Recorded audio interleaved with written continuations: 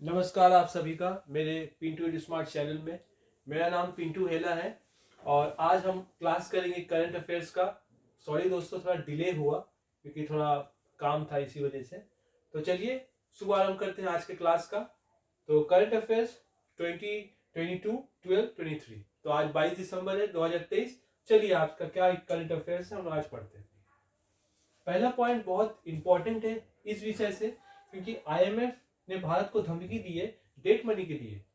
International monetary fund का ये बोलना है कि उन्होंने जो पैसा कर्ज लिया था अब उसका जो रेशियो है वो हाई हो चुका है और भारत को अब कर्ज वापस करना होगा समय पर।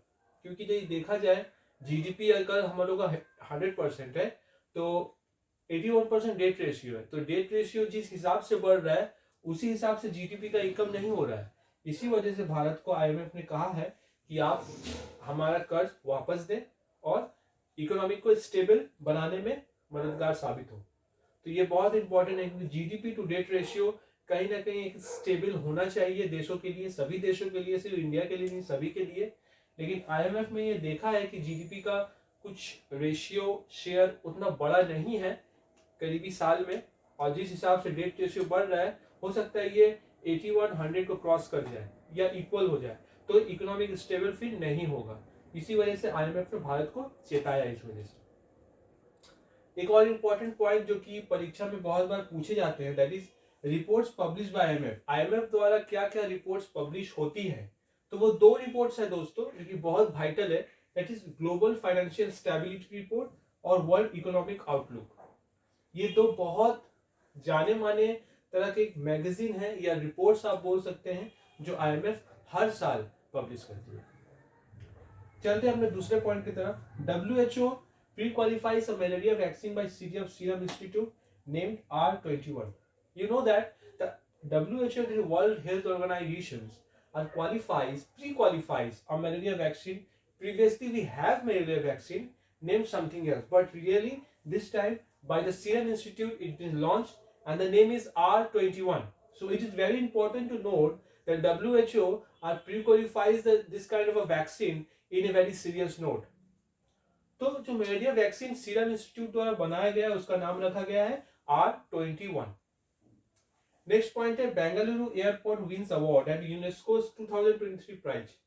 ये चीज जानने का बहुत दरकार है और इंपॉर्टेंट भी है कि बेंगलुरु एयरपोर्ट को यूनेस्को का 2023 का प्राइज मिला हुआ है। यूनेस्को की तरफ से एक अच्छा अवार्ड मिला गया है, यूनेस्को 2023 प्राइज बेंगलुरु एयरपोर्ट को। नेक्स्ट पॉइंट है IREDS Pradeep Kumar Das CMD win CMD of the year for the second straight year. तो international renewable energy development association, ये प्रदीप कुमार दास सीएमडी जो है चेयरमैन एंड मैनेजिंग डायरेक्टर है। तो ये साल के दूसरे स्ट्रेट फॉरवर्ड ईयर में इनको ये पुरस्कार दिया गया है। प्रदीप कुमार दास याद रखिएगा इसे पिछले साल भी थे 2022 में और 2023 के जाते जाते भी वो लास्ट में CMD of the year award से नवाजे गए।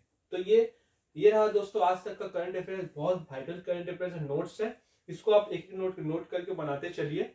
हम लोग क्या करते हैं कि कोशिश करते हैं खुद से भी और ऐसा नोट्स बनाने की जो कि अपकमिंग एग्जाम्स में लगेगा।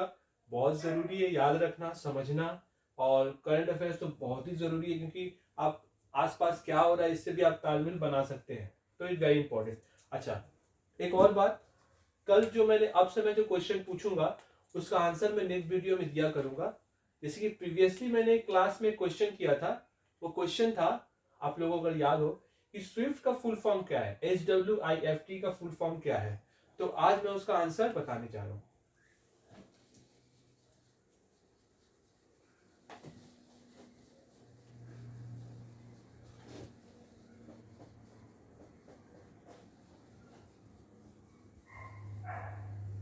तो स्विफ्ट का हमारा आंसर है, फुल फॉर्म है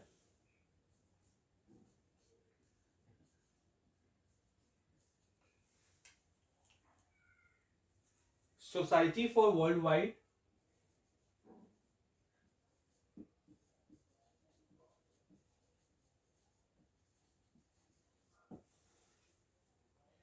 इंटरबैंक फाइनेंशियल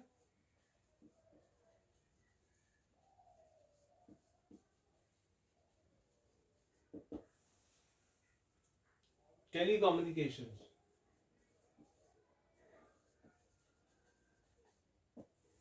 तो इसका फुल फॉर्म ये है, society for world wide interbank financial telecommunication.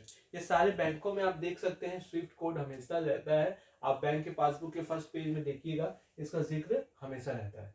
तो ये रहा आज तक का क्लास दोस्तों। फिर मैं कल फिर इसी वीडियो के संग आऊंगा नेक्स्ट क्लास में, और फिर कल का करंट अफेयर डिस्कस करेंगे। और अब तक के लिए थैंक यू सो मच।